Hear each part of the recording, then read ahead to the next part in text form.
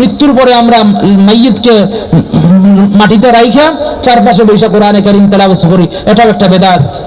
এটাও একটা বেদাত। মৃত্যুর পরে পাশে বৈশা তেলাওয়াত করার কোনো রীতিনীতি নাই।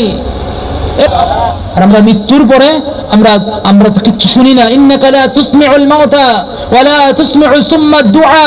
মৃত্যুর পরে মানুষ মৃত, তাকে কোরআনে কারীম শোনানো যায় না। মৃত্যুর পরে আমরা মাইয়িতকে মাটিতে রাইখা চারপাশে বৈশা কোরআনে কারীম তেলাওয়াত করি, এটাও একটা বেদাত। এটাও একটা বেদাত। মৃত্যুর পরে পাশে বৈশা তেলাওয়াত করার কোনো রীতিনীতি নাই। এমনি তেলাওয়াত করবেন, সওয়াব পৌঁছাবেন, কিন্তু চারিদিকে বসাইয়া যে তার পুরো জিন্দেগি কোরআন পড়লো না, তাকে এখন কি শোনাবেন? আপনি কিছু শোনাতে পারবেন? কিচ্ছু শোনাতে পারবেন না। এই জন্য কোরআনে কারীম তেলাওয়াত করতে পারবেন না, এর চেয়ে লজ্জার আর জিন্দেগিতে নাই। এই জন্য শিখবেন, শিখতেও লজ্জা নাই। আবু বকর সিদ্দিক রাদিয়াল্লাহু আনহু 40-এর পরে মুসলমান হয়েছেন।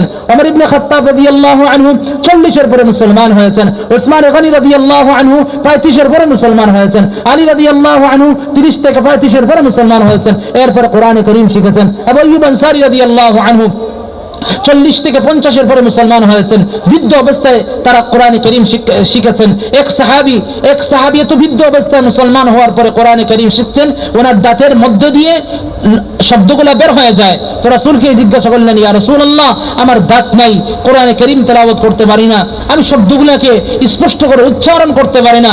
রাসূল ফরমান, কোনো টেনশন নাই, তুমি পড়তে থাকো আর চেষ্টা করতে থাকো, আল্লাহ তোমাকে কিয়ামতের ময়দানে হাফিজে কোরআনদের সাথে হাসর করাবেন। আরেক সাহাবী আসছেন তুতলা, মানে উনি মুখে জড়তা, কোরআনে কারীম নিছেন রাসূল কারীমের দরবারে শিখবেন, উনি পড়তে পারছেন না, উনি আফসোস করছেন, ওয়াবাকা, কান্না করছেন, উনাকে নিজেকে ছোট বানাইয়া দিয়েছেন। রাসূল ফরমান, তুমি ধাক্কায় ধাক্কায় হলেও কোরআন পড়ো, যদি ধাক্কায় ধাক্কায়ও কোরআন পড়ো, যদি জড়তার সাথেও কোরআন পড়ো, রব তোমাকে হাফিজে কোরআনদের সাথে হাসর করাবেন।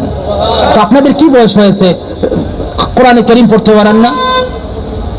কোরআনে কারীম না পড়তে পারা এটা লজ্জার, আর কোরআনে কারীম শিখা এটা গর্বের বিষয়। এই জন্য সবাই কোরআনে কারীম শিখবেন তো ইনশাআল্লাহ, সবাই শিখবেন তো ইনশাআল্লাহ। এখন যদি বলেন আমার বয়স 60, আমি মসজিদের এলাকার এত বড় জিম্মাদার, এখন যদি শিখি লজ্জা, দুনিয়ায় লজ্জা, যা লজ্জা, অত সামান্য সাময়িক লজ্জা, কিয়ামতের ময়দানে সবার সামনে লজ্জিত হওয়া লাগবে, সবার সামনে লজ্জিত হওয়া লাগবে।